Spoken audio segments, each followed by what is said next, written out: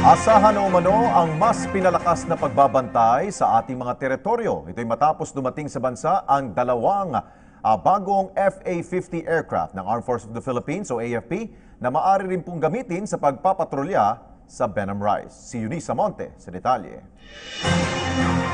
Formal nang tinanggap ng Philippine Air Force ang karagdagan dalawang bagong Fighting Eagle o FA-50 aircrafts na may tail numbers 007 at 008. Karagdagan ito sa 6 na nauna ng FA-50s ng ating bansa.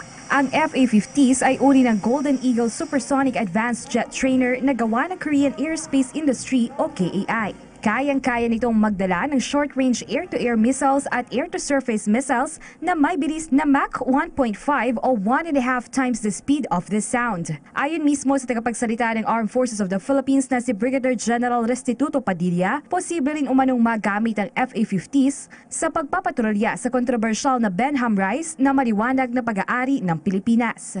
We protect the territorial integrity and sovereignty of our country. So as part of that second mandate, is the task to patrol our coastal areas, our territorial waters. Sabi ko nga, anumang assets na ginagamit dito, maging pandagat man o himpapawid, ay bahagi po ng pag-perform ng ating mandato ayon sa saligang batas. Matatandaan itong unang linggo ng Marso ay nagsimula na rin ang overflight missions ng naunang batch ng jet fighters sa Visayas kung saan nagamit na ito sa pagsasanay ng ating mga piloto.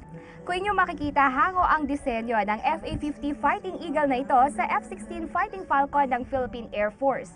Ito ay may kakayahang magdala ng 2,000 litro ng gasolina, kagaya na lamang na external tank fuel na ito na may kakayahang magdala ng 150 US gallons ng gasolina.